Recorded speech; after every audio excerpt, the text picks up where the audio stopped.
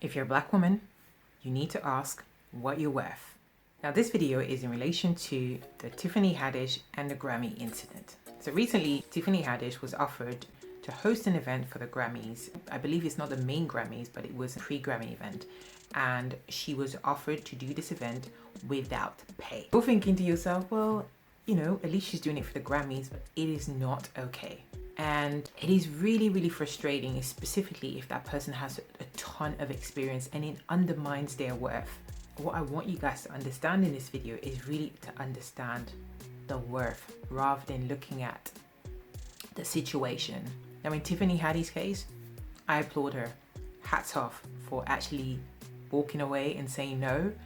I would have done the same things, because there's certain situations where you don't need to say yes, you just need to walk away because it's not worth your time. It's not worth your time, your value, your emotion, your energy. Everybody deserves to be paid what they're worth, regardless of their skin color. You know the drill, right?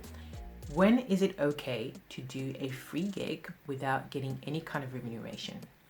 And when is it not okay? It is okay depending on your level of experience and your confidence. Yeah. A couple of years ago, I came back to the UK. I wanted to launch my speaking business, and I have been speaking for a long time. I've done it as a consultant, I've done it as an employee. I've had the opportunity of speaking on TED Talks and conferences with schools, universities, and it's been an amazing thing. But one thing I knew I didn't have was I didn't have a big enough audience for people to realize that I was launching myself as a speaker. I had to make a choice, and one thing I've learned to do is to negotiate. And this is something I want to encourage you guys to do. I had to sacrifice something. What I did was I made a video advert on LinkedIn, and I let various leaders know that I was open to be hired for free as a host or a speaker. All they had to do was pay for my expenses. Now, expenses could be anything from travel, food, accommodation, wardrobe, you name it. Whatever it is that you need to include it.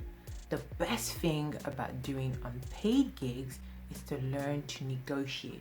It is the best playground to really learn what you're really worth, to do your research, to know what your counterparts are getting paid, to know what the event is actually getting paid, to research what's going on, to understand their budget, and to see how far you can push.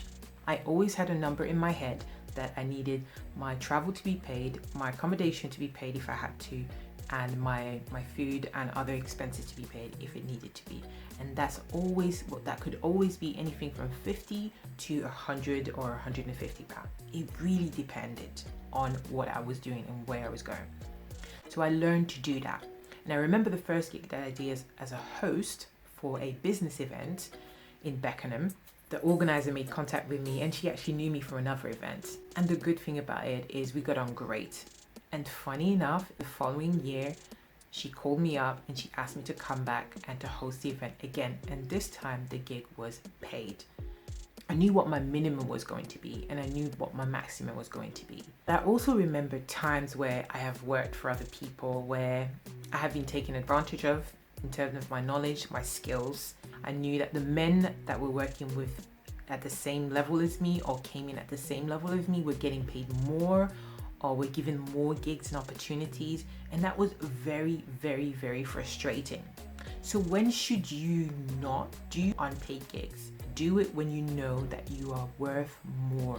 Do it when you've reached a level of confidence and you know that the experience that you have is equal to the same experience that the next person, or the person who is of a different ethnicity or different gender, and you can do that role. Break down your experience. And also make sure you know what your competitors are getting paid so that you can actually bring that to the table. Find the right information, ask other people in your industry, and that will give you the confidence so that when you bring it to the table with the people that you're negotiating, the organizers, they know and they understand that you can't be taken advantage of.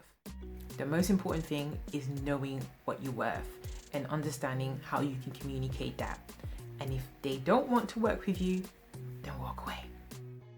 Okay, I'm going to stop here. I know that this is a really sensitive subject for some people. It's really, really hard for a black woman or a woman of color, I have to say, to really define what she needs and what she's worth. Because If you're asking too much, specifically as a woman, you get told that you're too greedy and you should just be grateful for what you're getting and it's an opportunity for you rather than an opportunity for them. And that's a lie. You see, in the case of Tiffany Haddish, she's a big actress. She is worth millions and millions, and she doesn't really need the Grammys to give her the clout. Actually, they actually need her more than she needs them. And it's really insulting when people undermine your expertise, but sometimes it's how you allow people to treat you. And whatever happens, I want you to realize that you don't need them to give you the clout because you have the experience already. So I hope that you've learned something, and I would love to hear it from you. What do you think about this current situation? And how do you feel that you, maybe as a person who is observing the situation, think this is not right? How would you have handled this situation if you have been in the industry for a little bit? How have you negotiated your prices and got paid what you were worth? All right, I hope you enjoyed this video. My name is Matty.